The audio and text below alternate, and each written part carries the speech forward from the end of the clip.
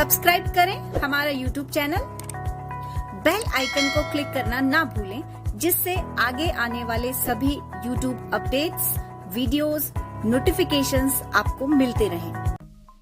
Hello everyone, welcome to current affairs education. Current affairs education के GK today कार्यक्रम में आज हम डिस्कस करेंगे 17 नवंबर के महत्वपूर्ण करंट अफेयर्स, जो परीक्षा की दृष्टि से अति महत्वपूर्ण है।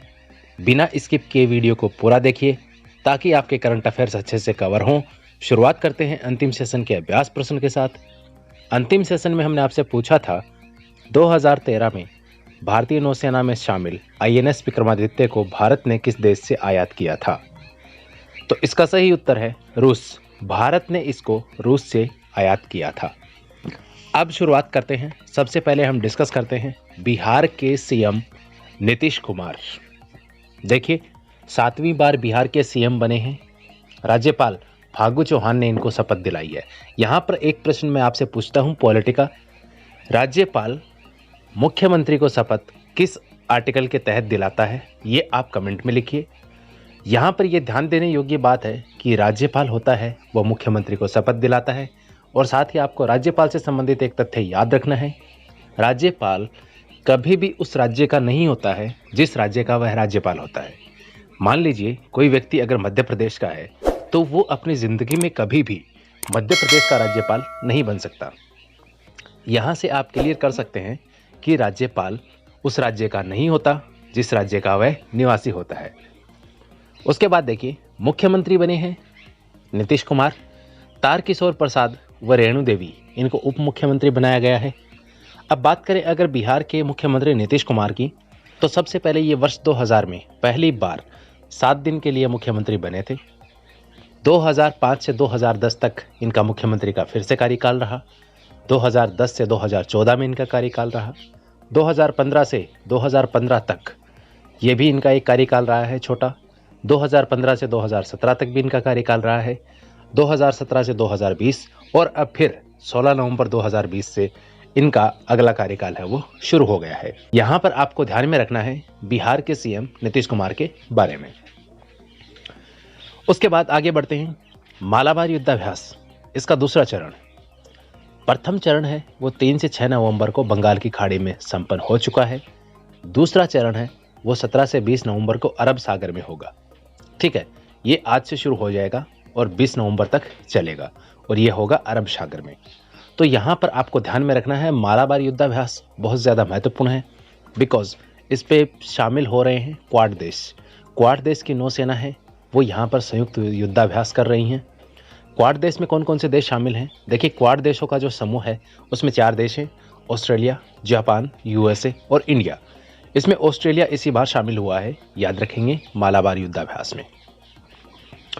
उसके बाद आगे बढ़ते हैं। भंवरलाल मेघवाल, ये राजस्थान में कैबिनेट मंत्री थे और 16 नवंबर 2020 को मेदांता अस्पताल गुरुग्राम में इनका निधन हो चुका है एक लंबी बीमारी के कारण। सामाजिक न्याय एवं अधिकारिता मंत्रालय राजस्थान सरकार में ये मंत्री थे। 2009 से 2013 तक ये राजस्थान में शिक्षा मंत्री भी रहे हैं। इनकी विधानसभा सीट है सुजानगढ़। सुजानगढ़ चूरू में है और ये इनका जन्म स्थान भी है। ये सुजानगढ़ चूरू से थे। राजनीतिक दल की अगर बात करें तो ये कांग्रेस से संबंध रखते थे। राजनीतिक दल इनका कांग्रेस। तो यहाँ पर आपको ध्यान में रखना है भंवरलाल मेघवाल। आगे बढ़ते हैं लाला लाजपत राय की पुण्यतिथि की ओर। आज 17 नवंबर को लाला लाजपत राय की पुण्यतिथि है। इन्हें शेर-ए-पंजाब या पंजाब केसरी के नाम से भी जाना जाता है। पंजाब नेशनल बैंक और लक्ष्मी बीमा कंपनी के ये संस्थापक रहे हैं। INC यानी कि इंडियन नेशनल कांग्रेस के गरम दल के ये नेता रहे थे। 17 नवंबर 1928 को साइमन कमीशन के विरोध में अंग्रेजों की लाठियों की वजह से ये शहीद हुए थे और इन्होंने कहा था, मेरे शरीर पर पड़ी एक एक लाठी ब्रिटिश सरकार के ताबूत में एक एक कील का काम करेगी। और हुआ भी वही। इनकी शहादत के 20 वर्ष बाद ही यहाँ पर ब्रिटिश सत्ता थी उसका अंत हो गया था, उसका सूर्य अस्त हो गया था। और इनकी मृत्यु का बदला लेने के लिए चंद्रशेखर आज़ाद, भगत सिंह, सुखदेव और राजगुरु, इन्होंने निर्णय लिया कि हम इसका बदला लेंगे और ठीक 1 महीने बाद इन्होंने पुलिस अधिकारी सैंडर्स की हत्या कर दी गोली मारकर, और उसी की एवज में उनको फांसी की सजा सुनाई गई थी। तो यहाँ पर ये तथ्य आप याद रखेंगे। इनकी प्रमुख पुस्तकें हैं young India, the political future of India, unhappy India, और इनकी आत्मकथा है जिसका नाम है the story of my life.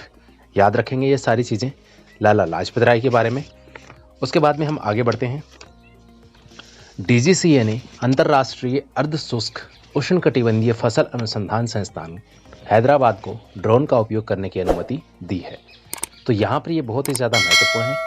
याद रखेंगे किसको अनुमति दी है और किसने दी है।